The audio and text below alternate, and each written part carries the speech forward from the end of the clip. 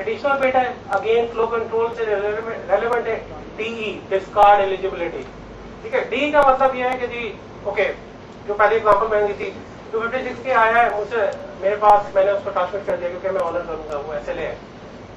256 से ज्यादा इंफॉर्मेशन मेरे पास आना शुरू हो जाएगी तो मैं अगर उसको पास ऑन करूंगा क्योंकि मेरे पास कंजेशन नहीं है नेटवर्क में, तो मैं डीई सेट कर दूंगा, आई एम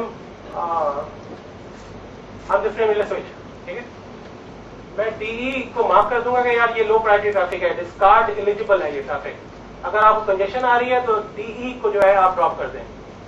ठीक है, इस तरह मैंने एक तो ये कि फैसिलिटेट किया एडिशनल ट्रैफिक को, और अगर मुझे कंजेशन आगे नहीं मिलेगी तो मैं उसको पास ऑन कर दूंगा, अगर कंजेशन मिलेगी तो वो वाली ट्रैफिक डाउन हो जाएगी जो कि सीआईआर एक्सीड कर रही है। राइट, पेलोड है वेरिएबल बाइट, और इसके बाद एफसीएस है, फ्रेम चेक सीक्वेंस है। ठीक है, वैलिडिटी चेक कर रही है कि जी जो फ्रेम आया है उसमें कोई एरर्स वगैरह तो नहीं है। राइट, तो ये फ्रेम रिले का फॉर्मेट है, फ्रेम फॉर्मेट।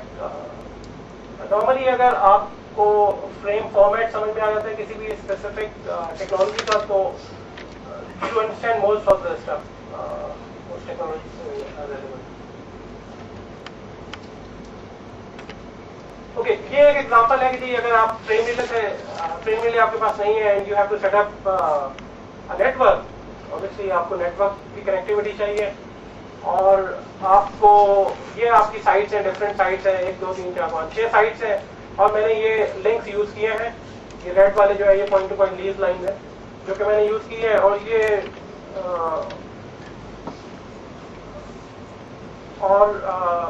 अगर मैं इसको फ्रेम रिले यूज करते हुए इसको सेटअप करूंगा सिमिलर नेटवर्क को, तो मुझे कम एक्सेस लाइन्स चाहिए। ठीक है, मैंने पहले मुझे 8 लाइन्स चाहिए थी physical end to end setup करने के लिए, यहाँ से यहाँ, यहाँ से यहाँ। ठीक है, अब मुझे एक्सेस लाइन्स कम चाहिए। ठीक है, मुझे सिर्फ एक फिजिकल लाइन चाहिए उसका सर्विस प्रोवाइडर के नेटवर्क तक, उसके आगे सारा वर्चुअल कनेक्टिविटी है जो कि सर्विस प्रोवाइडर अपने इंफ्रास्ट्रक्चर के ऊपर ट्रांसपोर्ट कर रहा है। Price was one of the benefit जो कि फ्रेम रिले के साथ आपको मिला। इसके अलावा आपको कोई और बेनिफिट नजर आता है ये 2 डायग्राम्स देख के, जिसे आप यूज कर सकते हैं? तो बेनिफिट नजर आ रहा है फ्रेम रिले का लीज लाइन के साथ? कॉम्प्लेक्सिटी किस सेंस में कॉम्प्लेक्सिटी कम होती है?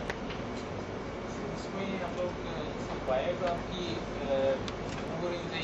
गाइड मेथोडोलॉजी विजुअली सेटअप हो गए तो इसमें ज़्यादा ओके, कॉम्प्लेक्सिटी को मैं अगर रीफ्रेज कर दूं कि time to set up a connectivity is not less. क्यों?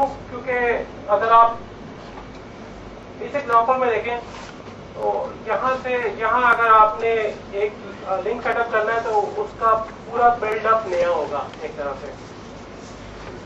पाकिस्तान के पर्सपेक्टिव से देखें, कराची से लाहौर 256 के या E1 का एक लिंक सेटअप करना है तो आप किसी सर्विस प्रोवाइडर के पास जाएंगे, आप उनसे रिक्वेस्ट करेंगे ये लिंक सेटअप कर दें, वो पूरा सर्किट बिल्डअप करेगा अपना लाहौर से कराची तक। ठीक है, उसमें टाइम बहुत ज़्यादा कंज्यूम होगा।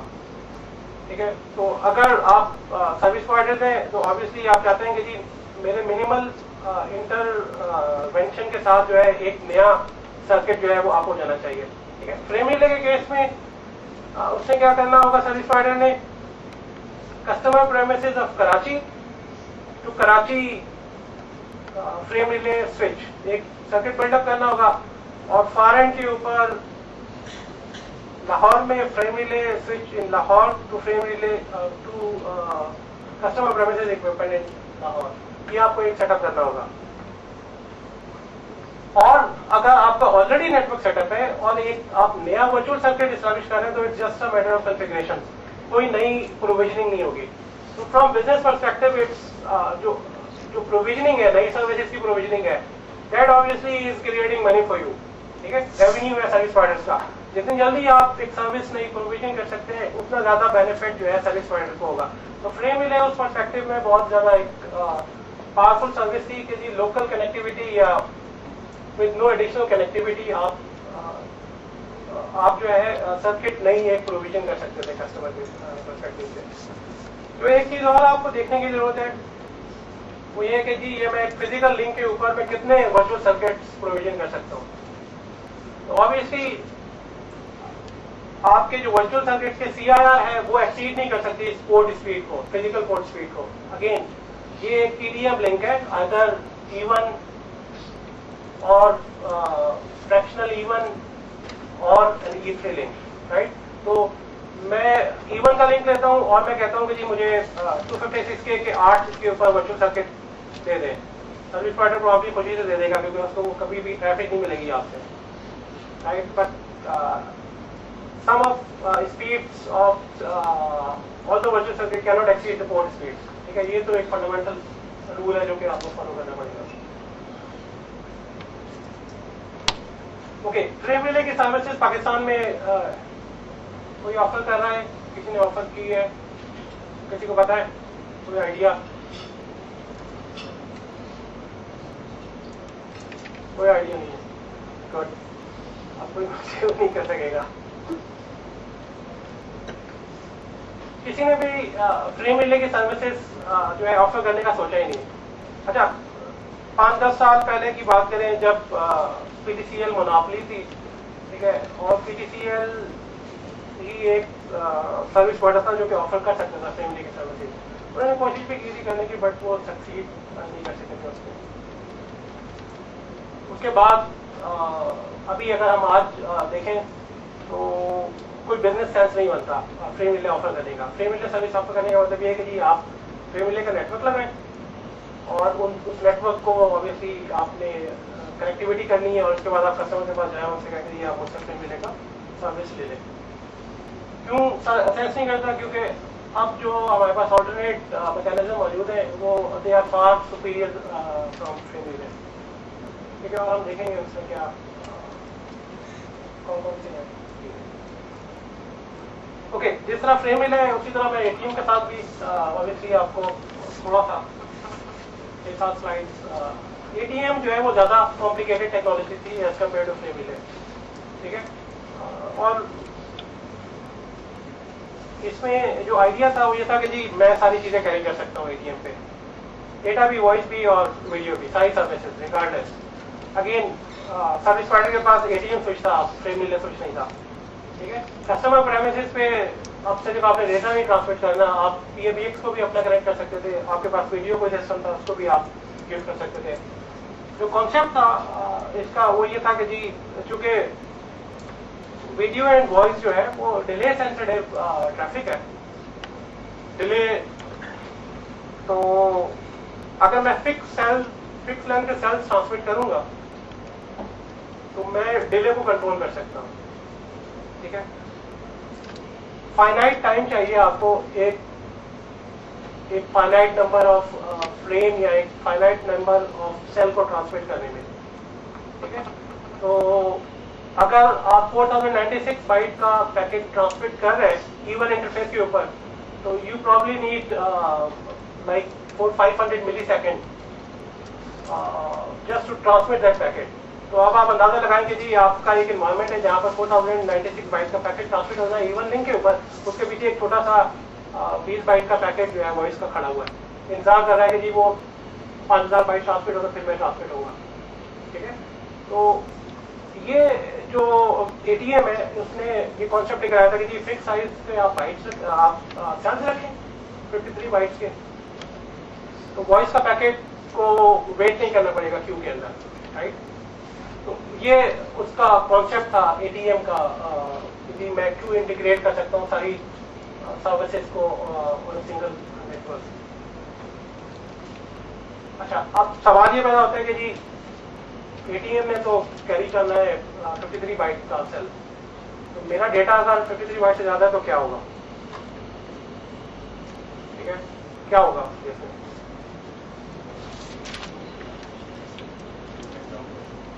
जी छोड़ देंगे, काट के छोटा कर देंगे पैकेट को, ठीक है। तो ATM ने फिर डिफरेंट एडेप्टेशन लेयर जो है वो डिफाइन की कि जी किस तरह आप काटेंगे ट्रैफिक को, ताकि उस 48 बाइट के सेल्स के जो पेलोड है उसके अंदर आ जाए। तो वो एक डिस्कशन है सेपरेट। और प्रॉब्ली ये वो एक फीचर है एटीएम का जिसकी वजह से एटीएम कभी भी तरक्की नहीं कर सका। तो इवन तो उन्होंने तो कहा था कि जी बहुत अच्छा है ये और आप चला सकते हैं इसको साथ, बट जो कॉम्प्लेक्सिटी एटीएम के टेक्नोलॉजी के अंदर इनहेरेंटली मौजूद थी, उसने उसको रिस्ट्रिक्ट कर दिया कि जी वो एक स्पीड से बियॉन्ड जा नहीं सकती थी। आपके पास इतनी प्रोसेसिंग पावर ही नहीं थी आपके A6 के अंदर कि वो इतना फास्ट उसको चॉप करे पैकेट को, ठीक है। तो मैक्सिमम जो इंडस्ट्री के अंदर हमने एटीएम का इंटरफेस देखा है तो वो STM16 का है, विच इज 2.5 गिग, ठीक है।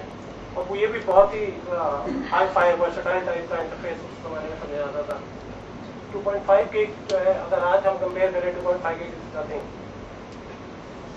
इस वक्त पाकिस्तान की कितनी ट्रैफिक है जो कि इंटरनेट के ऊपर जा रही है, किसी को आइडिया?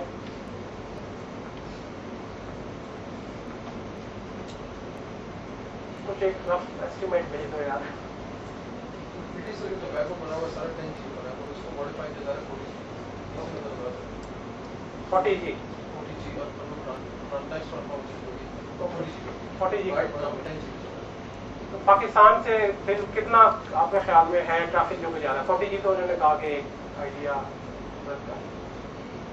सिर्फ पाकिस्तान में जो ट्रैफिक बाहर जा रही है, मैं अंदर पाकिस्तान में जो सर्कुलेट कर रही है मैं उसकी बात नहीं कर रहा। तो इस वक्त पाकिस्तान से बाहर ट्रैफिक है, उसका रफ एस्टिमेट तकरीबन 50 से 55 गिग का है, ठीक है, जो हम ट्रांसमिट कर रहे हैं इंटरनेट की तरफ या हमें रिसीव हो रही है। तो अगर हम एटीएम को यूज करके वो बिल करने की कोशिश करते हैं तो शायद हम इस स्टेज पे आज नहीं होते। ओके, अगेन एटीएम के अंदर जिस तरह फ्रेम रिले के अंदर वर्चुअल सर्किट होते हैं, उसी तरह एटीएम के अंदर भी वर्चुअल सर्किट होते हैं, ठीक है। कॉन्सेप्ट सेम है, वर्चुअल सर्किट्स है, पीवीसी भी है और एसपीसी भी है। DLCI यूज नहीं कर रहे हैं आइडेंटिफिकेशन के लिए, ठीक है। तो उन्होंने थोड़ा सा एक डिफरेंट मैकेनिज्म यूज किया था जिसको कहते हैं virtual pass and virtual connection identifier. दो डिफरेंट पैरामीटर्स थे जिनको यूज कर रहे हैं वो आइडेंटिफिकेशन के लिए। और वो क्यों कर रहे हैं? वो थोड़ी सी फ्लेक्सिबिलिटी देने के लिए। वर्चुअल पाथ एक बड़ा पाइप है, उसके अंदर वर्चुअल कनेक्टिविटी वर्चुअल सर्किट्स है। ये उसकी फिजिकल अगर आप देखें तो ये ओके, ये आपका फिजिकल चैनल है, इसके अंदर आप डिफरेंट वर्चुअल पाथ डिफाइन कर सकते हैं और हर वर्चुअल पाथ के अंदर आप डिफरेंट वर्चुअल सर्किट डिफाइन कर सकते हैं, ठीक है। तो जब आप स्विचिंग कर रहे हैं या सर्विस प्रोवाइडर स्विचिंग कर रहे हैं तो उसके पास फ्लेक्सिबिलिटी होती है कि जी वो रादर देन इंडिविजुअल VCs को स्विच करे, वो वर्चुअल पाथ की बेसिस के ऊपर भी स्विच कर सकता है, ठीक है। तो एक आपको हायरार्की, 2 लेयर की हायरार्की मिल जाती है सर्विस प्रोवाइडर को स्विचिंग के पर्सपेक्टिव से। एटीएम स्विच का क्या काम है? एटीएम स्विच का कोई ज्यादा खास काम नहीं है। वर्चुअल पाथ या वर्चुअल कनेक्शन को किसी एक इंटरफेस से किसी दूसरे इंटरफेस के ऊपर वो फॉरवर्ड कर रहा है, दैट्स इट, और कुछ नहीं कर रहा। ये कुछ इंटेलिजेंस है, कुछ मैकेनिज्म्स है जो कि एडिशनली इंप्लीमेंट कर रहा है, but this is the main function ATM switch का।